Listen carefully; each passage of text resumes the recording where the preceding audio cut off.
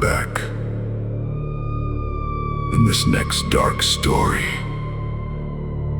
we will be talking about New Jersey Pine Barrens in New Jersey.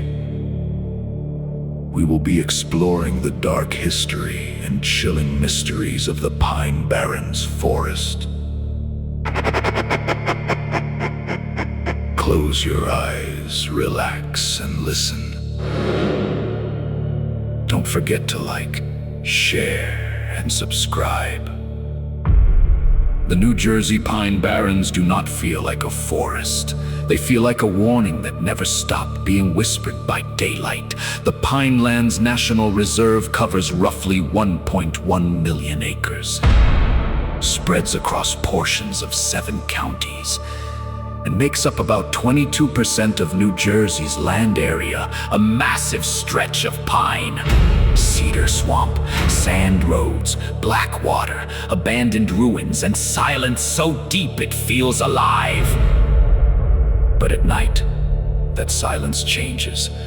The trees stop looking like trees and begin to resemble witnesses. The roads narrow until headlights only reveal pale sand, dead branches, and the occasional shape that vanishes before your eyes can understand it. People come here for camping, hiking, history, ghost stories, and daredevil exploration. But the Pine Barrens has always demanded something back. Out there, phones lose signal, tires sink. Footsteps appear where no one walked, and when the wind moves through the pitch pines, locals say it does not whistle. It screams like something winged, starving, and old enough to remember every soul that ever disappeared beneath those trees.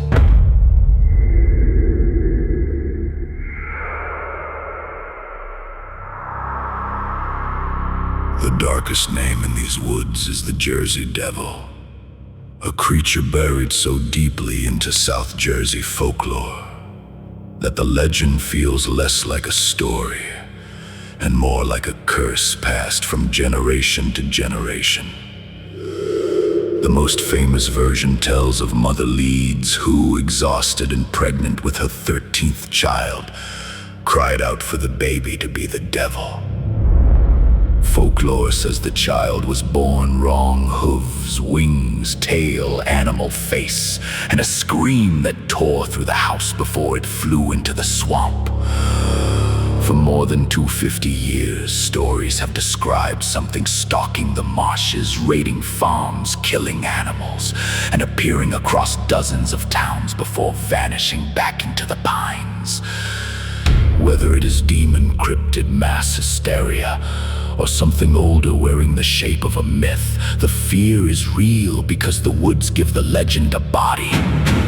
Every branch can become a horn, every owl cry can become a child's scream, every shadow between trees can become a hunched thing watching from the edge of your firelight, waiting for you to say its name too loudly. The Pine Barrens is also full of places where history itself looks dead, but refuses to stay buried. Batstow Village, once a prosperous industrial town, produced iron goods, including cannons and cannonballs for George Washington's Continental Army. Before shifting through glass production, private estate life, and preservation as a historic Pine Barrens village. The region is scattered with dozens of ghost towns and ruins left behind by bog iron, charcoal, paper, glass, and forestry industries that rose with European settlement and collapsed when richer resources were found elsewhere. By day, these places are history. By night, they become mouths.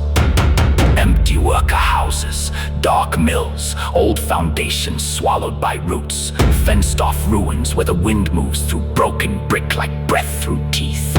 At Brooksbrae, the remains of a terracotta brick factory sit deep in the forest, covered in graffiti and decay. Reports of its history describe a failed industrial dream, a deadly fire, and ruins that now attract hikers, explorers, and ghost hunters.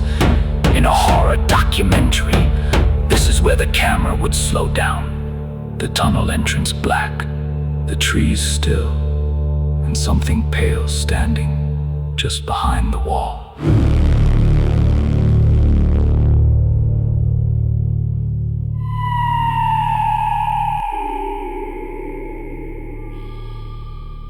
Then there's the Blue Hole, one of the Pine Barrens' most infamous nightmares. It is remembered in local legend as a strangely blue, circular body of water hidden among dark trees, rumored to be bottomless, freezing, cursed, and connected to the Jersey Devil. Some stories claim the creature bathes there. Others say the water pulls swimmers down as if hands beneath the surface are waiting. The verified reality is already unsettling enough. The Pine Barrens contains blue holes and water-filled pits that can be dangerous because of cold water, sudden depth, unstable sand, and hidden hazards, while the folklore turns those hazards into something demonic. Imagine standing at the edge at dusk. The forest behind you is turning black. The water stays too blue, too still, too clean, looking for a place surrounded by tannin dark swamps. You throw a stone in, but the splash sounds delayed. You lean closer, and for 1 second, the reflection is not yours. It has antlers. It has wings. It opens its mouth before you do. The worst part is that the Pine Barrens is not only folklore. Real people have vanished into this wilderness, and some mysteries remain open wounds. Danielle Lopez disappeared in April 2024 while in the Pine Barrens area. Reports say she was last seen at a Wawa near Route 72 in Vincenttown later. GoPro footage showed her alone near a stranded car on Lost Lane Road in Penn State Forest, and authorities and her family were still seeking information 2 years later. That is the horror that makes this forest stronger than any campfire legend. The line between supernatural terror and real human fear is almost invisible out there. 1 minute, a person is alive, cold, stranded, walking a sand road between trees. The next, the woods have taken their voice. So when locals whisper about glowing eyes, phantom hoofbeats, screams above the canopy, ghost towns breathing after midnight, or a devil circling the Blue Hole, maybe they are not only inventing monsters. Maybe the Pine Barrens teaches people how to explain what cannot be survived. Because in New Jersey's haunted forest, the trees do not simply hide the darkness. They feed it, remember it, and call it back by name. Stay away.